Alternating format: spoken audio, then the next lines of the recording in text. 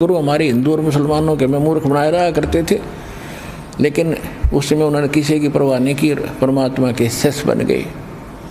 ऐसे जैसे परमात्मा ने एक लीला की थी, जैसे सत्संग में बहुत बार दास बताता रहता है कि झूठी चिट्ठी डाल दी थी कि कबीर साहब भंडारा करेंगे, और परमात्मा संसार की दृष्टि में एक निर्धन दुल्हा धानक, एक झोपड़ी में रहने वाला, कपड़ा बन के खाने वाला, और जिसके नाम से चिट्ठी लिख दी 18 लाख व्यक्ति इकट्ठे हो गए कि दोहर देगा मोहर देगा और 3 दिन तक भोजन भंडारा कराएगा। और भोजन में लिख दिया लाडू, जलेबी, बर्फी, कचौड़ी, पकौड़ी, दही, बड़े और बड़ा क्या क्या लिख दिया, हलवा, पूरी, खीर, खांड, सारा सूखा सीधा भी देगा। तो ये लालची लोग थे जो आश्रमों में रहते थे, अपने सारे चेलों को लेकर के कि प्रत्येक भोजन के बाद 10 ग्राम सोना एक मोहर मिले, और एक दोहर कंबल बहुत कीमती होता था, उसमें बड़े सेठ लोग ही उस दोहर को प्रयोग कर सकते थे, आम गरीब व्यक्ति दोहर नहीं सिंपल खेस रखा करता था। तो इस चीज़ को सुनकर सारे इकट्ठे हो गए। अब उन्होंने तो जुल्म किया था दुष्टों ने कि कबीर भाग जाएगा झोपड़ी छोड़ के, वो तो यूँ ना मारे तो मरता और ना ज्ञान से हारता, इसका क्या इलाज करा था। हिंदू और मुसलमानों के धर्मगुरुओं ने दोनों ने मिलकर षड्यंत्र रचा था।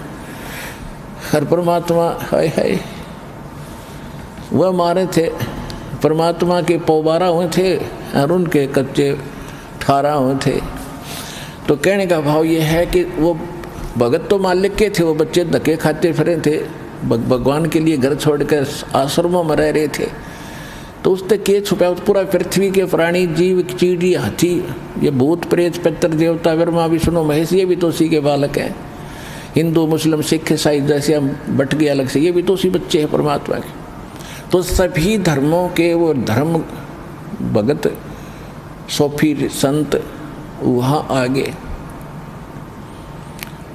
पहले तो अपने उनको बच्चों को बढ़िया भोजन कराया, केसोरू बना के अपना एक सेठ का बंजारे का, और 9 लाख बैलों के ऊपर जैसे गधों पर बोरे डाले करते हैं, थैले डाल देते हैं, ऐसे बैलों के बड़े बड़े बोरे होते थे, तगड़े तगड़े बैल होते थे उस समय। और इतने गजब के बैल, न सिर पर सींग, छोटे छोटे बिल्कुल, और बगैर सींगों के बैल, और इतने सुंदर उनके ऊपर युवा बैल सारे, और जाके वहाँ बैल उतार दिए, तंबू लगा दिए, और लाखों की संख्या में, लाख के आसपास वहाँ से सतलोक से भगत बच्चे आए थे भगवान के यहाँ सेवा करने के लिए। इस कंगाल लोक में है कोई व्यवस्था है यहाँ पर? एक समय 18 लाख आदमी कितना खड़े हो जाए ना, प्रधानमंत्री फेल हो जाए उनको रोटी खवाने में, सुबह सुबह एक भोजन कराने में, कहाँ पानी लावे, कितना टेंट लगावे, और वहाँ 2 सेकंड में सारे तैयार कर दिए। ये भगवान का मार्ग होता है, इम्पॉसिबल को पॉसिबल करते हैं। तो कहने का भाव ये है कि उन्होंने तो जुल्म किया था, कबीर भाग जाएगा, और परमात्मा चाहो थे कांट दे उन मूर्खा ने, अरे ज्ञान तो दे दूंगा, अपना भोजन तो कराना है, मैंने अपने बच्चों को बढ़िया कराऊंगा। वहाँ भी तो वही दे रहा सबको, तीनों लोकों में प्रवेश करके सबका धारण पोषण जो करता, गीता अध्याय नंबर 15 के श्लोक नंबर 17 में बताया है, वो है असली भगवान। तो वो परमात्मा ने घर भी वही दे रहा है, इस आश्रम में भी वही आपको खिला रहा है, उन आश्रमों में भी उनको वही दे रहा था। यहाँ आगे तो बढ़िया अपने बच्चों को वहाँ पर हलवा, खीर, पूरी, लाडू, जलेबी सब कुछ खिला रहे हैं, और दौर मोर और दे दी बेच बेच के, और कुछ दिन सुख कर सांस ले लेंगे। ये मूर्ख भक्ति तो इनके पास है नहीं, फिर भी प्रेरणा परमात्मा के लिए भटक रहे हैं। तो वही भक्त वो परमात्मा के बच्चे 18 लाख इकट्ठे होकर, और 8 पैर यानी 24 घंटे परमात्मा ने खड़ा होकर लेक्चर दिए। 2 डुप्लीकेट रोल, एक केशव रूप में, एक कबीर धानक रूप में। केशव प्रश्न करता है कि हे कबीर जी, इसे गंदे लोक में आप क्यों आ गए? आप इनका हित चाहते हो, ये आपके साथ आपकी दुर्गति करें, छोड़ो इस गंदे लोक ने, चलो अपने लोक में। ये लोग मानन के नहीं है, विष्टा जिनके उदर में ये मगन फिरे दिन रात, गरीबदास के सो के जमशर जिनकी घात। तो कबीर साहब कहते हैं कि केशव तू नहीं जानता मेरे दर्द को, इनने भांग पी रखी है, और नशा किया हुआ बालक अपने पिता पर भी हाथ उठा देता है, और जब उसका नशा उतर जाता है वो नेक आत्मा अक्षमा याचना करते हैं। तो इन कई नशा हो रहा भाई, और इस नशे न तारने आया हूँ मैं। जब इनका नशा उतर जाएगा फिर देखिए मेरी कैसी रिस्पेक्ट करेंगे। तो 24 घंटे तक परमात्मा प्रवचन कर रहे थे। अब वो खाना खाओ फिरा बैठे, खाना खाओ फिरा बैठे कि अच्छी लगे ज्ञान। कहते हैं कई लाख ने 15-16 लाख व्यक्तियों ने उस दिन परमात्मा की शरण ली। उन बच्चे जो भटकते फिर रहे थे उनको चार्ज कर दिया, वो मंत्र दे दिया, अब जाओ, हर सारी उम्र का धन दे दिया। 3 उस दिन तो 6 रोटी खाई होंगी उनने, मोर लेने के मारा ने और दौर लेने के मारा ने, तो वो भी दे दिया धन। अगले तुम आश्रमों में मरो हुआ भी यो नाम ये जप लियो और यो धन दे दिया, मांग का मत खाइयो। तो इस मालिक की लीला को आप नहीं समझ सकते, क्योंकि आपने भगवान मिला ही नहीं, ना भगवान की पहचान हुई, ना कोई वो साधना मिली जिससे परमात्मा ऐसे सुख हमें दिया करता है। जो दास आपको बताना चाहता है कि इस प्रकार 18, 15, 16 लाख उस दिन हो गए। ऐसी बहुत सी मालिक ने, जैसे एक शेख तकी की लड़की मृत हो गई थी, तो सबसे ज़्यादा विरोध वो शेख तकी सिकंदर लोधी का धार्मिक गुरु जो था, पूरे मुसलमानों का इंचार्ज था वो, और उसकी लड़की मर गई थी, वह कब्र में दबा दी। मुसलमान पीर था वो। उसने ये शर्त रख दी कि यदि मेरी लड़की को जीवित कर देगा तो मैं इसको अल्लाह अकबर मान लूँगा, अल्लाह कबीर खुद आ रहा है। तो परमात्मा ने कहा कि सब आसपास के लोगों को इकट्ठा कर लो, कहीं ये फिर अविश्वास पैदा ना कर दे जनता के।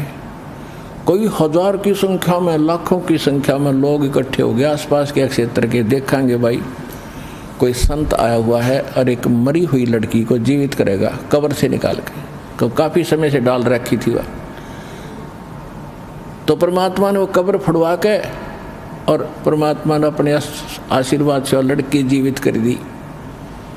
और उस लड़की ने खड़ा होकर 1.5 घंटे तक प्रवचन किए उस परमात्मा की आशीर्वाद से।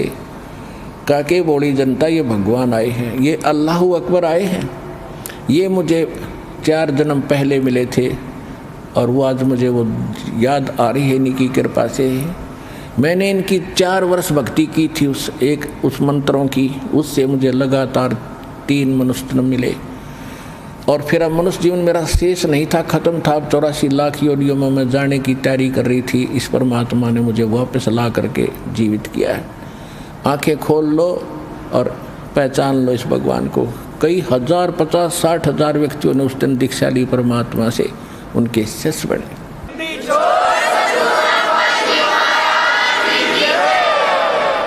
तो जो दास आज आपका बताना चाह रहा था, अब उसके आसपास पहुंचा हूं। एक तो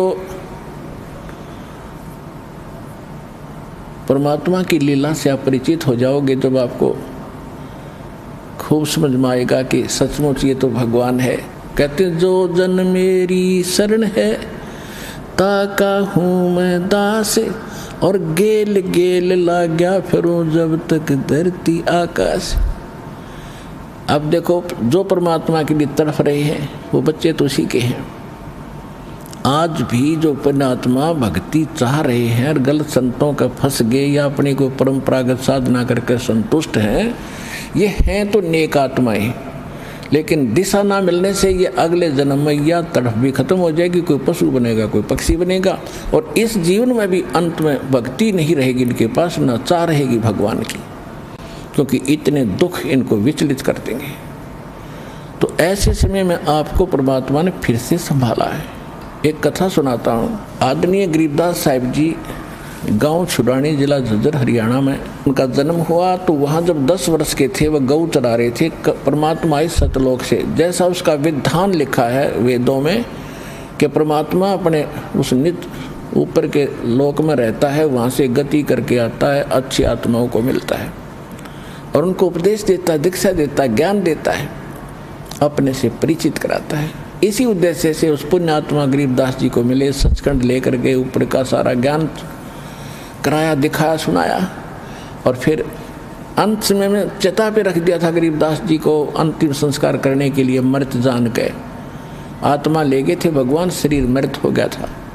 फिर परमात्मा ने उसी समय जीवित कर दिया, उनको आत्मा वापस भेज दी थी। उस गरीबदास साहिब ने फिर परमात्मा की महिमा कलम तोड़ गाई।